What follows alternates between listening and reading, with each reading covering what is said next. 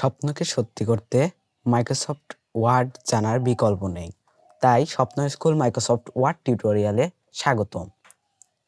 এই টিউটোরিয়ালে আমরা দেখব কিভাবে আমরা মাইক্রোসফট ওয়ার্ড ওপেন করতে পারি এবং সেভ করতে পারি। তার আগে আমরা দেখে নেই যে পুরো কোর্সটাতে আমরা মাইক্রোসফট ওয়ার্ড সম্পর্কে কি শিখব। তা আমি এখানে লিস্ট করে রেখেছি।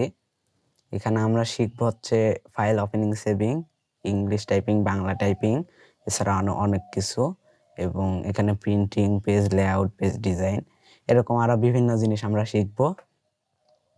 তো আমরা এই ভিডিওতে দেখব কিভাবে আমরা ফাইল ওপেন করতে পারি এবং সেভ করতে পারি। তো আমরা প্রথমে ডেস্কটপের এই স্ক্রিনে চলে আসবো, রাইট ক্লিক করব। রাইট ক্লিক করার পরে নিউ এর থেকে মাইক্রোসফট ওয়ার্ড ডকুমেন্ট এটাতে ক্লিক করব। এখন এখানে নাম চাবে, তো আমরা একটা নাম দেব যে WORD word practice word for practice. তো এটা দিয়ে ইন্টার দিলাম, তাহলে এটা একটা ডকুমেন্ট হিসেবে থাকবে, ডকুমেন্ট হয়ে যাবে। এটাকে এখানে নিয়ে আসলাম। তো এখন এই যে ডকুমেন্টটা, এই ডকুমেন্টের উপর ডাবল যদি ক্লিক করি তাহলে কিন্তু এই ডকুমেন্টটা ওপেন হবে। এখানে ডকুমেন্টটা ওপেন হচ্ছে। এখন যদি আমি এটার পর রাইট ক্লিক করি, তারপরে যদি এখানে যে ওপেন অপশনটা আছে এইখানে যদি ক্লিক করি তাহলেও ডকুমেন্টটা ওপেন হচ্ছে। তাহলে আমরা রাইট ক্লিক করে এখান থেকে নিউর পরে মাইক্রোসফট ওয়ার্ড ডকুমেন্ট নিয়ে নাম দিয়ে আমরা মাইক্রোসফট ওয়ার্ড ডকুমেন্ট তৈরি করতে পারি। এছাড়া আর একটা উপায় আছে, সেটা হচ্ছে টাইপ হিয়ার টু সার্চ।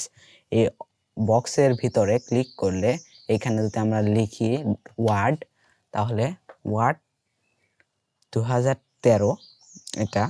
তো এখানে যদি ওপেন যে অপশনটা আছে এখানে যদি ক্লিক করি তাহলে এখানে মাইক্রোসফট ওয়ার্ড ডকুমেন্ট ওপেন হবে।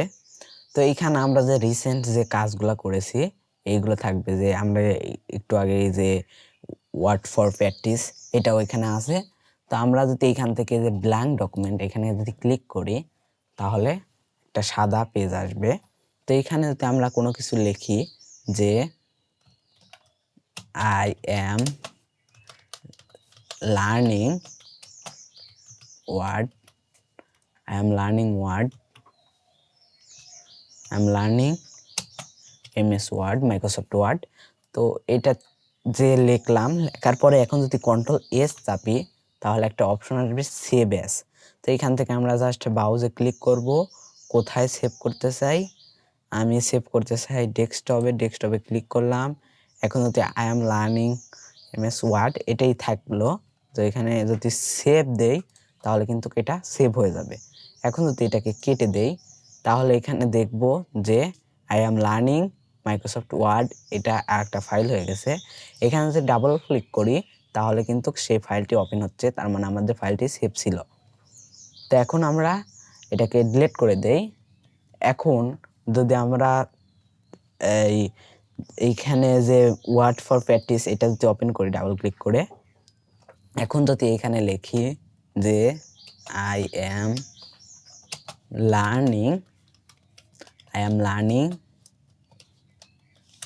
MS ওয়ার্ড, তো এটা লেখার পরে এখন যদি Ctrl+S দেই তাহলে কিন্তু এটা সেভ হয়ে গেল, কারণ আমরা তো এখানে ডকুমেন্টটা তৈরি করেছি, এখানে সেভ হয়ে গেছে। এখন কেটে দেওয়ার পরে যদি আমরা আবার ওপেন করি তাহলে দেখব আমাদের ফাইলটি সেভ হয়ে গেছে।